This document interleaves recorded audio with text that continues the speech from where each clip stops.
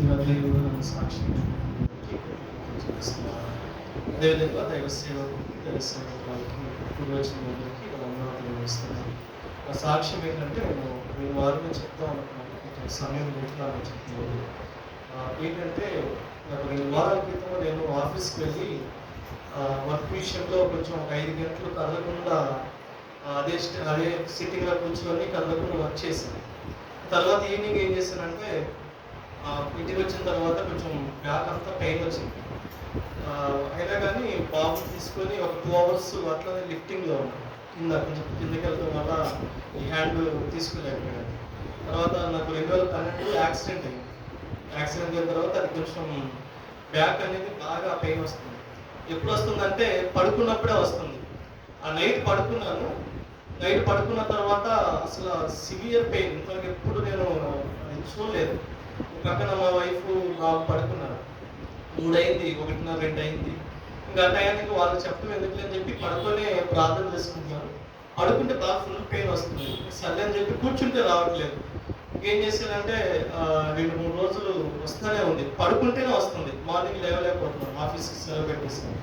అయినా కానీ తగ్గట్లేదు. సర్లే అని చెప్పి ఏదైనా టాబ్లెట్స్ తీసుకుందామా, హాస్పిటల్కి వెళ్దామని చెప్పి ఇక్కడ గుంటూరు టాబ్లెట్స్ తీసుకున్నాను. కానీ టాబ్లెట్ వల్ల నాకేం అనిపించట్లేదు. సర్లే అని చెప్పి ఏం చేశానంటే ప్రార్థన చేసుకుంటున్నాను. సరే ప్రభు దగ్గరికి వెళ్ళి ఆలోచన చెప్పాను, ప్రభు కూర్చుంటే రావట్లేదు, పడుకుంటే వస్తుంది ప్రభు, వారం రోజుల నుంచి ఇబ్బందికరంగా ఉంది, తట్టుకోలేకపోతున్నానని చెప్తే కూర్చొని ఉండు అన్నట్టుగా నాకేదో ఇంకేం చేశానంటే మా వైఫ్ని పడుకోబెడతాను, బాబుని పడుకోబెడతాను. కాబట్టి వాళ్ళకి తెలియకుండా ఏం చేస్తానంటే ఇంకొక రూమ్లోకి వెళ్ళిపోయి కూర్చొని ప్రశాంతంగా వాకింగ్ తీసుకొని నైట్ అంతా కూర్చొని ప్రార్థన చేసుకుంటాను. మళ్ళీ మార్నింగ్ ఆఫీస్కి వెళ్ళాను. అట్లా 2-3 రోజులు చేసుకుంటా ఉన్నాను. అనిపించింది బాధ వస్తే వచ్చిందిలే, మంచి అంశాలు ధ్యానించుకోవడానికి దేవుడు కృప చూపించాడు అనిపించింది. ఆ ధ్యానంలో పడిపోయి ఎప్పుడు ఇది పెయిన్ పోయిందో తెలియదండి. హాస్పిటల్కి వెళ్ళలేదు, ₹1 ఖర్చు పెట్టలేదు, ఎప్పుడు పోయిందో లేదు. మంచి అంశాలు ధ్యానించడానికి దేవుడు కృప చూపించాడని దేవునికి స్తోత్రం చెల్లించాను. ఈ బాధను బట్టి స్తోత్రం ఇంకా ఉంటే బాగుండి అనిపించింది. కొన్ని రోజులు వాకింగ్ ధ్యానించడానికి, అర్ధరాత్రులు ధ్యానించడానికి దేవుడు కృప చూపించాడు అనిపించి చాలా సంతోషం వేసింది.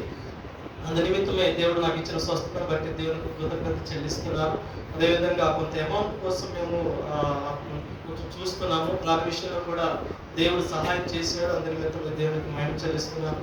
వారికి బాబుకి మంచి ఆరోగ్యాన్ని ఇచ్చి ఆ కుటుంబాన్ని నడిపిస్తున్నాడు. అందు నిమిత్తమై దేవునికి ఎంత కృతజ్ఞత చెల్లించిన తప్పుగా అందు నిమిత్తమై దేవునికి మరొకసారి ఈ యొక్క ఉదయకాల సమయంలో దేవుని మహిమపరుస్తున్నాను. దేవుడు చిన్న సాక్ష్యం దీవించి ఆస్వాదించుకుంటాను.